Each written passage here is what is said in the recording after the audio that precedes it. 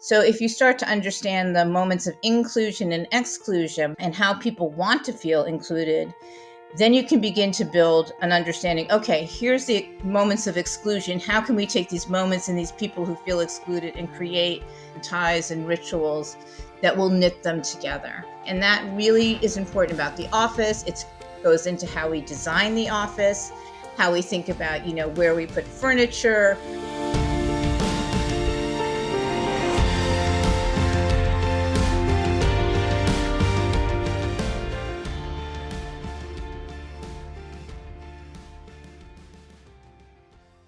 Welcome to the ONEder podcast. This is your host, CCB, and our conversation today is going to be incredibly stimulating.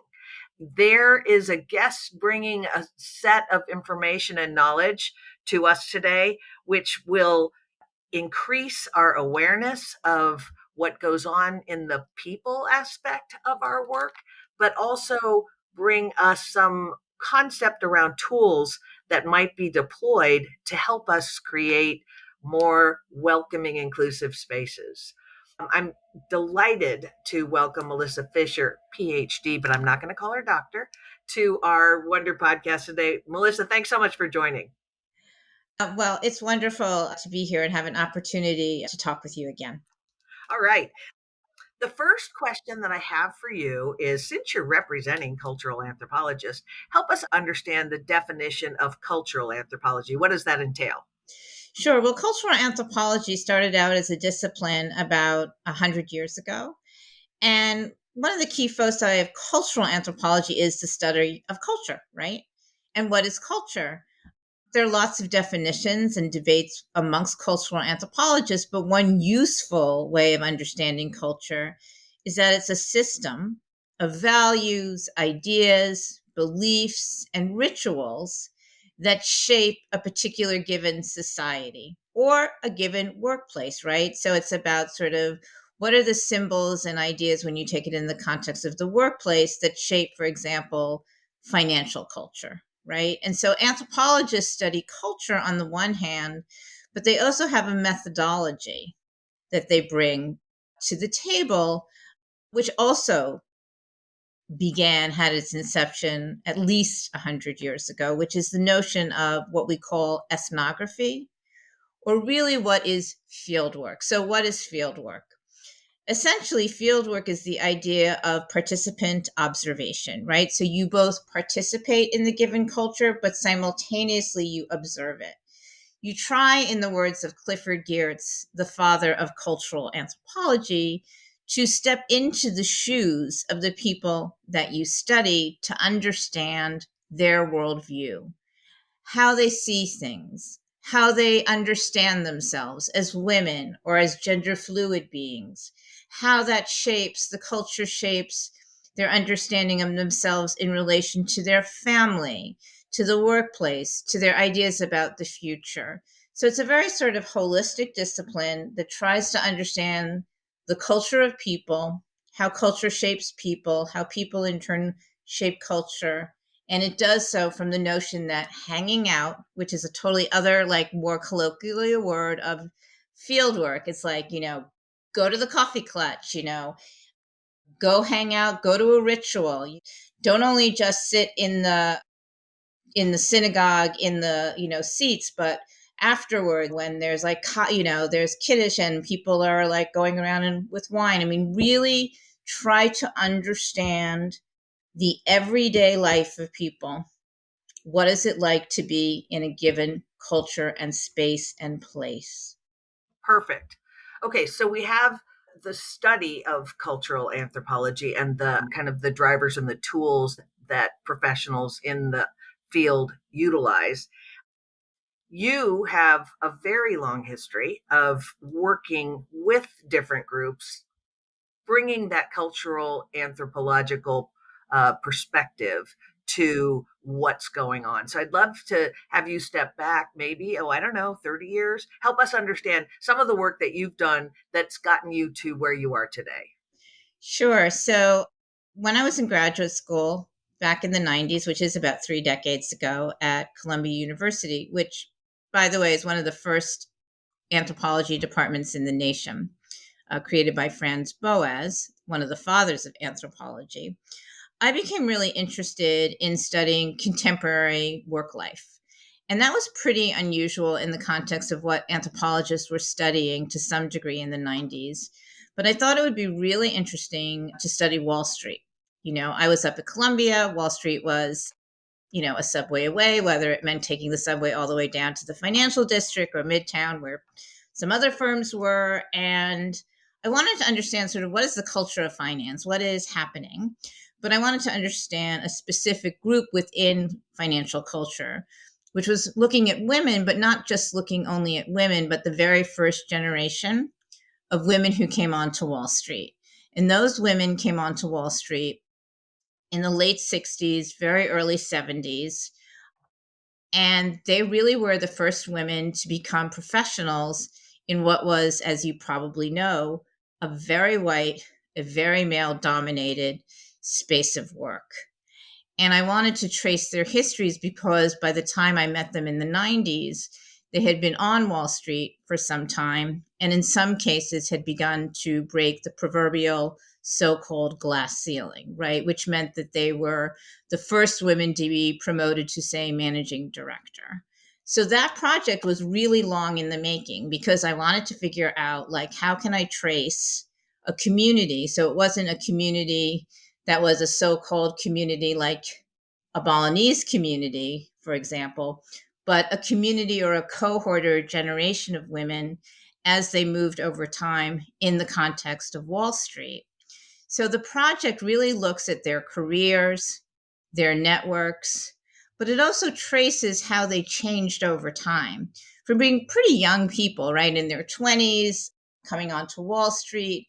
They weren't exactly sure what they wanted. A lot of them thought that it was the height of the feminist movement. They had read Ms. Magazine and Betty Friedan's work, and they were like, they really knew that they wanted to do something that was different. They didn't want to be housewives, right? They sort of felt a stirring. But Wall Street at that moment in time was not a place where you went to make a lot of money because it was the late 60s, early 70s when New York City in particular was in a recession. So the project itself followed the women from the 50s, 60s, and 70s up until the financial crisis or the immediate aftermath. And I can talk more about what it was like, but I can explain maybe how it is that anthropologists really look at the workplace. It may be useful to use it as a case study. So to understand firms like Goldman Sachs, JP Morgan, now JP Morgan Chase, and the women's experiences, I didn't just look at the culture of finance in the context only of the firms. And I didn't just look at the women. I tried to understand how the culture of Wall Street shaped the women and how women reshaped what was a white male dominated space. How did they create an opening for women? How did they begin to bring new ideas into the workplace about women? How did they bring ideas with the feminist movement about gender equality and put it into practice? And that was, for example, there was no family leave policy for professionals at the level of managing director because, of course, they had all been men and men didn't take time off. And so the women really were some of the negotiators, some of the change makers to really work with, in this case, human resource officers to craft new policies that would enable women to take time off or not. But what's important in understanding going back is I wasn't just looking at Wall Street culture as a black box, but understanding firms and women's experience within them in relation to various shifts that were more what we would call macro shifts or trends. So, understanding the women's experience in relation to changes in finance, which meant in the case of the 70s and onward, deregulation and globalization. So, that's a bigger picture, right? Second, understanding their experience in relation to the feminist movement and new ideas. And third, when we get to the cultural ideas, was to really understand how is American cultural ideas of what is success, what is moving up, what does it mean to balance work and family, how was that also impacting their experience, right? So one of the key dimensions I think that's really important about anthropology is we look at how the larger socio-cultural economic environment shapes the workplace. And why is this important? Because, say, today's workplace, right? We're not just working in the workplace, right? We're moving through offices, coffee shops, at home.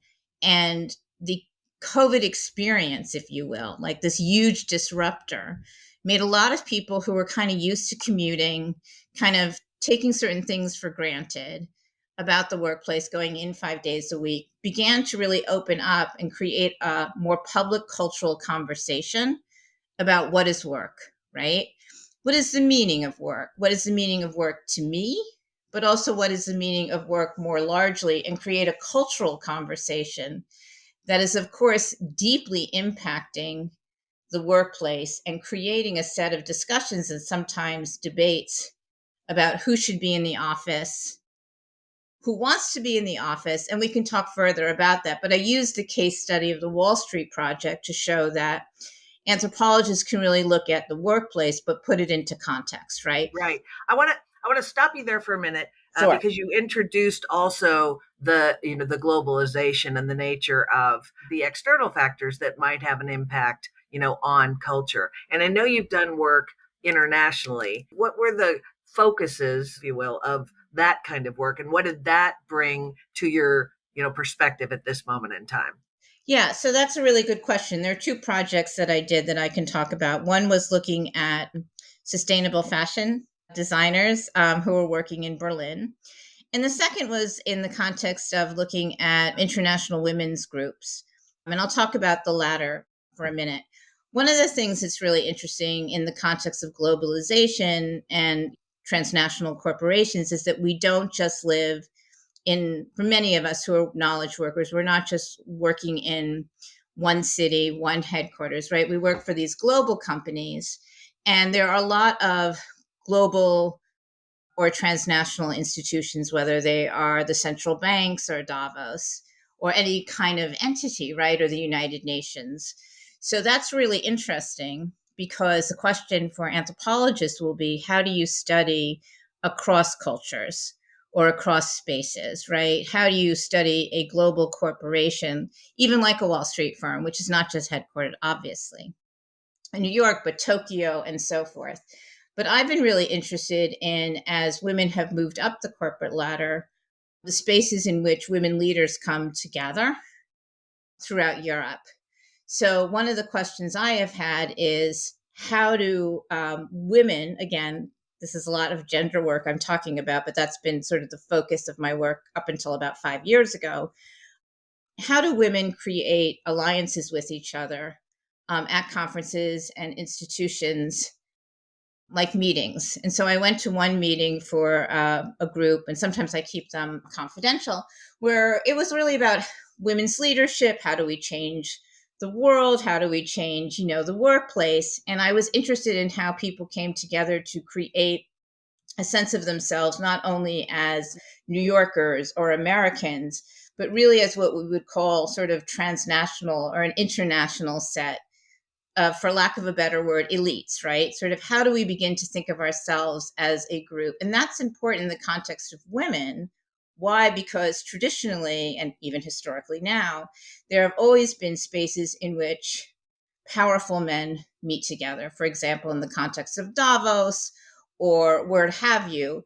And so my question, sort of moving off of the Wall Street work, was, where are women making not just local or national connections, but international ones, to create groups and ties in which they can have sway over, for example, how we institutionalize or talk about sort of women's place in the workplace. How do they have space to have these kinds of conversations? So that's one part.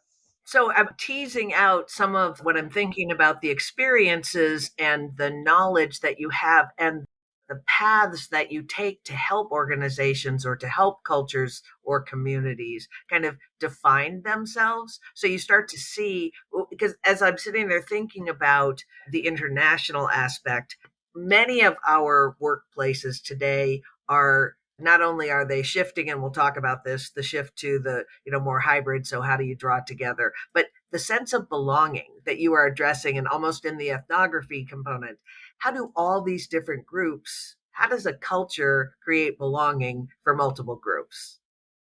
Right. And that's a big question, right? If you have two things. One is to look at where are the spaces or the moments or the opportunities that people come together to forge ties with one another.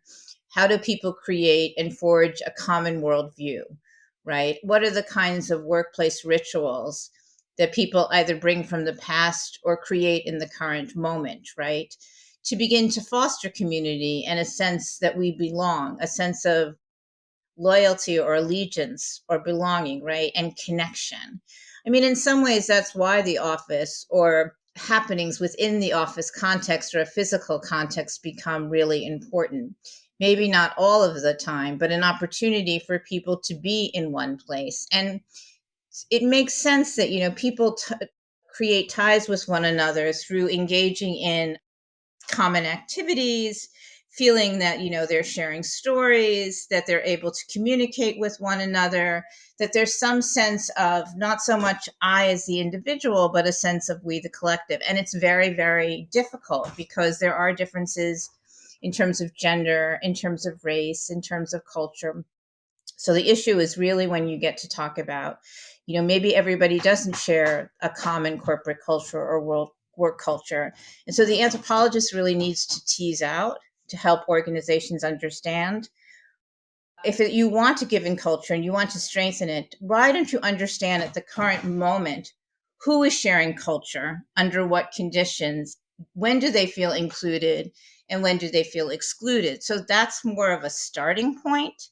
My own work that showed that female traders, for example, on the trading floor, even to this day, felt somewhat isolated, right? In this sort of, and this was in the 90s, but I think to some extent continues, they felt excluded from the dominant culture, right?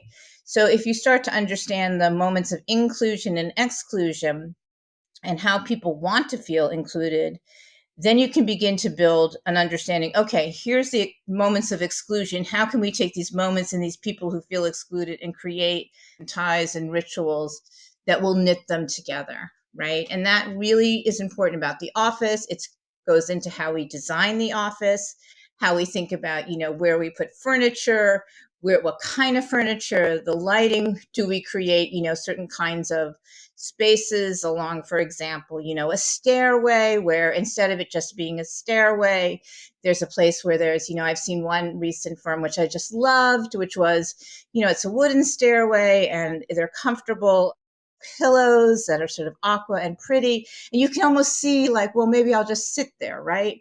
So then, I mean, really, it's about, you see so much about how the physical environment creates the possibilities where people can connect with each other, right? And so it doesn't seem so obvious, but you're like, hey, I'm going up the stairs, and you forge these kind of informal moments of gathering together, right? And that, I think, shows the kind of opportunities that the physical office needs to, or the physical places in which people come together when it comes to the workplace. Well, you also bring up a question in my mind as to who owns the care and feeding of culture. Such a good question, right? And that's a good, I mean, is it leadership? Is it employees? Is it both? And I think that it should, in theory and in practice, be everyone, right? Because if everyone feels that they own or are part of the culture, then they feel a sense of identity as a community, a sense of we, a sense of being a collective, participating in the everyday life of the community. But maybe the rituals. I mean, it turns out I'm doing really interesting work, and it's so subtle, with research scientists who often are in labs, right? I mean, they're in their individual labs, they're doing their thing, and they're very sort of siloed from each other, even if they're in the same university or hospital setting. It turns out that they would very much like to have lunches together. Why? Because they want to find out what each other's doing. They want to have opera brown bags so that they can share their research with each other, get to know each other.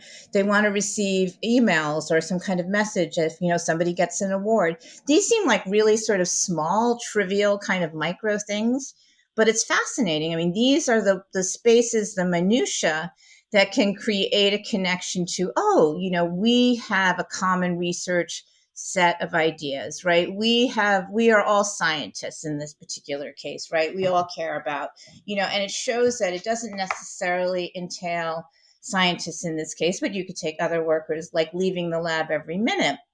But it means that they have like these rituals, if you will, these meetings, these gatherings in which they forge a worldview, they exchange ideas, they exchange stories, they see people who are somewhat like each other, right? I mean, they share work habits, they share professional knowledge, and suddenly the world is bigger, right? And they can connect.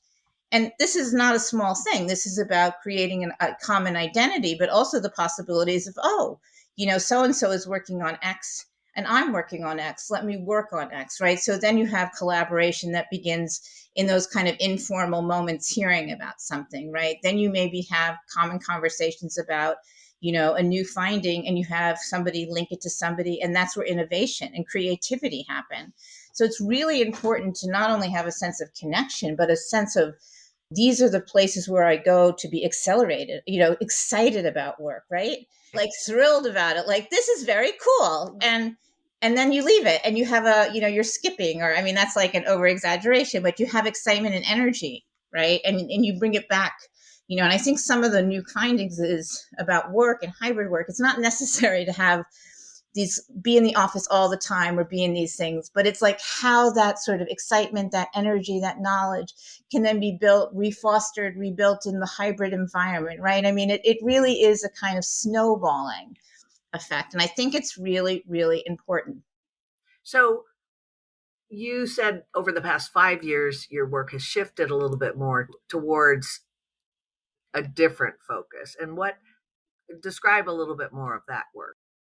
So I started at the University of Copenhagen as a business and organizational anthropologist, and I was part of a larger team of researchers in Stockholm, in Sweden, interested in how institutions and people were thinking about the future. So I had two mandates really. As in Copenhagen, I had a mandate to see Danish business. And in my larger group, I had a mandate to look at how institutions were looking at the future. So what did I do? I ended up, the day that I got my job, was going into the Institute for Future Studies in Copenhagen and saying, can I do field work and hang out with you? What are you doing? What are you looking at in terms of the future? And they were looking at the future of work, it so happened. And they were working with ISS, which is a facility management firm. So I started to do field work, participant observation in the Institute for Future Studies, and a little bit in ISS, trying to understand how people in the built environment, people in charge of buildings, were beginning to think about the future of work. Go forward a couple of years later, we're in the pandemic, right? And I got really interested in what's happening to the future of work in a very different way, right? Because suddenly we were all sitting down. I'm in my apartment. I'm not in Copenhagen anymore. How am I going to get to the field? I've got to do what we called suddenly digital field work or digital ethnography.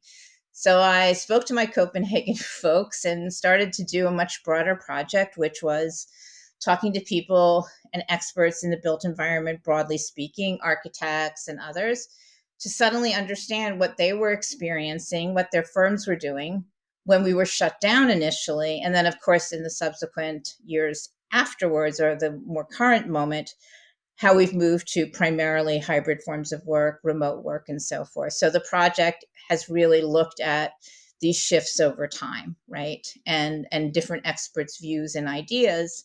And largely coming back to my work, while it's not gender focused, my biggest question are these new forms of work, these new workplace cultures creating more equity, more justice, more inclusivity? Are they more sustainable in terms of the environment and so forth?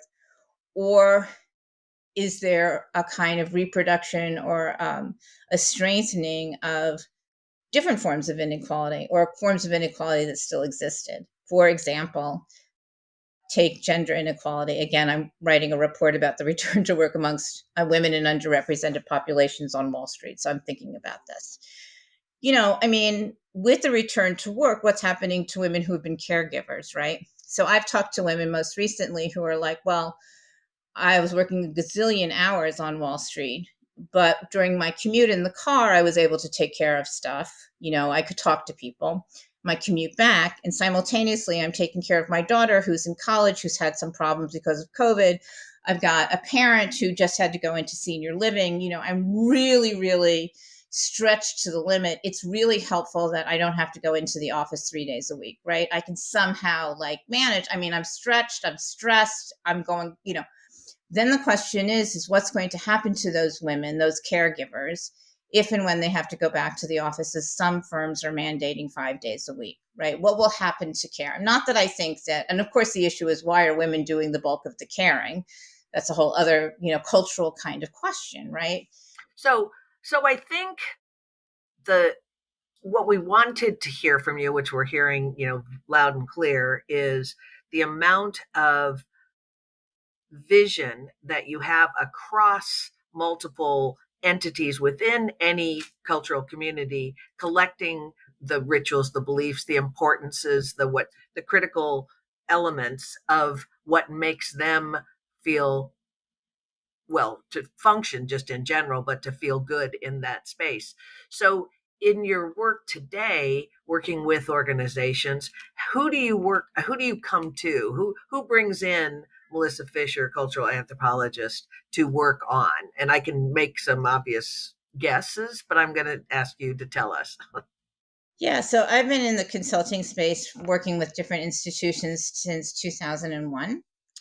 So I can give some examples of former examples, but also the current ones, right? So perhaps a hypothetical but real would be like an architect or a design firm, right? Trying to really understand the needs of employees, right? Sort of how will they draw employees back to the office environment? How will they introduce workplace culture to employees, particularly younger ones who haven't been in the office, right? What are the spatial environments that will foster mentorship and a sense of belonging? And one of the things that I've talked about, which I think corresponds to what we chatted about, is that we're not just, as anthropologists, or I don't just necessarily do field work in one building or one office. I mean, might want to understand, how do people work together in teams across space? When do they come together in the office? What are the props, so to speak, which is the technologies they need, the lights, the furniture? Who are the assistants they need? Who are the people that they need to sort of really grasp that experience of the, employees, their practices, how the hours that they're spending, what kind of lighting do they need, right? What works best, right? What kinds of technology communications do they need? What are the spaces that they're working in? When are they going to do quiet work and move off, so that, for an architectural firm, right, you can really distill the essence and the values of a company or a group and then translate them into what designs that workplace environment, right? Create some kind of common cultural narrative, right? Through the spatial arrangements, the material objects, the choices, the design language, the feel of the place. So that then the employees, based on the information gathered by the anthropologist, myself, working together, can really be creating, the anthropologists and architects together and designers create a distinct sense of a place, right? That will ultimately strengthen the community. So that's one, is sort of trying to understand people's work habits and sort of what will be sort of the optimal kind of design. So that's design. But then you have, firms like the Wall Street firms that are interested in not just only the physical design and the hybrid work, but what are the ways in which they can recruit, train, and advance women and underrepresented populations like the Latina, people of color, and so forth. That is also about the design, but it's also about rethinking the kinds of policies that can be implemented in the current environment. Let me take an example. And this would be for hybrid work or not hybrid work. Traditionally, Wall Street has recruited, especially when it came to the sort of what we would call white shoe firms in the earlier days, right? But would recruit at sort of the Ivy Leagues, right, for investment banking, Princeton, and so forth. Okay, so what's happening now is one of the things I'm trying to help some firms to think about, which they're already doing, is where do you recruit? How do you democratize, being the operative word, recruiting? Well, you look at, for example, you think about where you're not going, right? So you send people to historically Black colleges, Black women's colleges. So it's really sort of opening up the spaces of sort of what we would call undertapped labor markets, or sort of, so moving out of the traditional pathways which of recruitment, which would only serve to reproduce a traditionally white male, even though it's changing a little bit on Wall Street. So how do you even think about creating a new kind of pathway? Another issue would be, how do you create mentoring opportunities, especially in the context of in the hybrid environment? So one of the things that I'm working with firms to think about is coaching, which is becoming even more important, somewhat with the advent of AI, but in general. So one of the sort of things that I'm advocating in this larger report that I'm working on, this report, by the way, is for about 10 firms, is thinking about how you bring in coaching that's not just about individual coaching or the career coaching, but coaching on multiple levels. So how do you think about career coaching? What about financial coaching, right? I mean, even on Wall Street, I mean, and now I'm advocating, by the way, I mean, not just executives, but people at all levels, right? So if you really, really, really want to create an inclusive culture, then you don't just target at the very top or even at the middle levels. You think about the secretaries, you think about the people that are at the entryway, right? Sort of, how are you going to sort of serve your population to create a glue, a sense of community after 3 years of not being together? So going back to coaching, professional coaching is one dimension.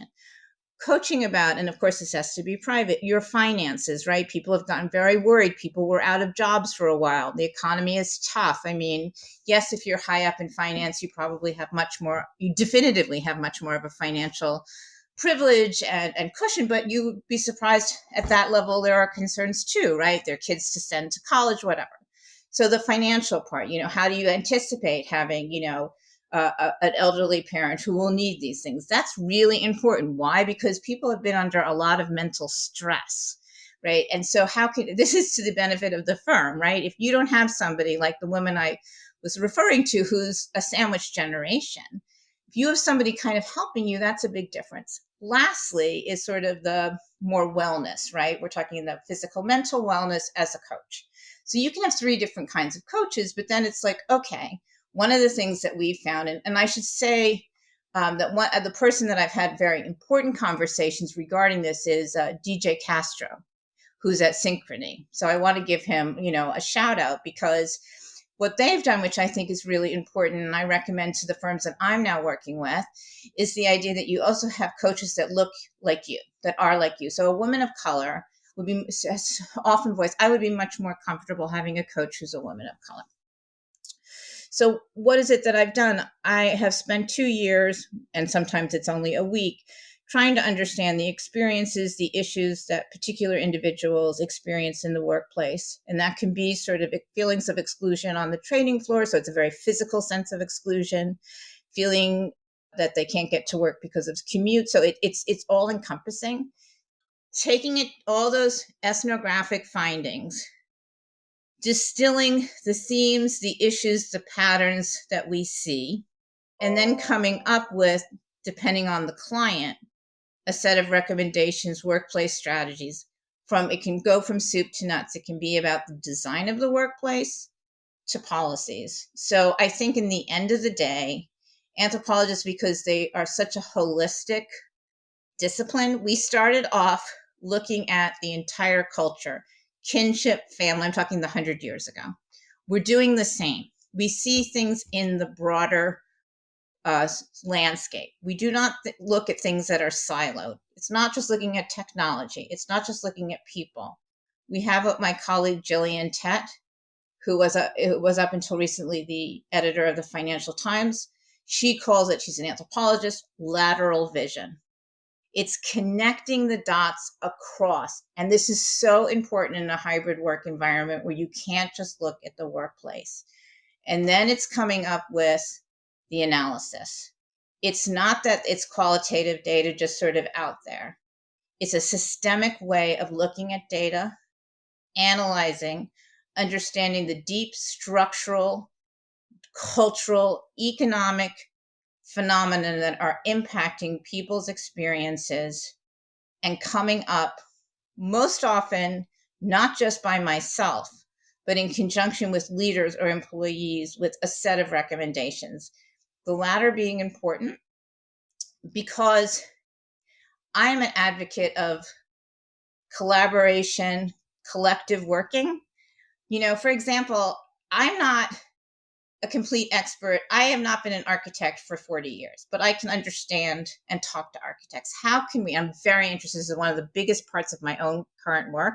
How can we create what I'm calling an anthropological architecture or architectural anthropology, where we bring our expertise together to create and design more inspiring, inclusive workplaces? So at the end of the day, we can bring as a wide a lens as possible as anthropologists, but we need to imagine what the future will be in the analysis with other experts. It's not about doing it by ourselves. It's like doing it with someone like you, right? Or your company. Excellent. So I'm going to wrap us up because, oh my gosh, Melissa, you have shared so much information, and I feel like it's a primer on the importance of cultural anthropology in all aspects of our living today, moving away from the compartmentalization, if you will, that it's specialization. And you talked about silos. How are we weaving things back together? And I hear that over and over again, no matter the discipline or the industry. It things are broken, and the COVID experience opened the doors or pulled back the curtains on kind of where a lot of the breakage is. So I want to say thank you so very, very much for all the listeners on the ONEder podcast. You know that there will be a ONEder podcast webpage specifically about Melissa's conversation and links to a lot of the references that she's made, so you can go back and find more information. And there's also a link to Melissa, so you can find her if you're driven to either utilize a cultural anthropologist or get a little bit more insight. And with great gratitude, I'm going to say thank you, Melissa. We appreciate your So conversation. it's always wonderful talking to you, and your questions and the whole conversation was incredibly engaging. It's fascinating to hear that we all sort of agree that in this moment of breakage, that we sort of, I mean, that all of your guests and you yourself are like bringing it all together. That we know that we need to work together. I mean, it's critical.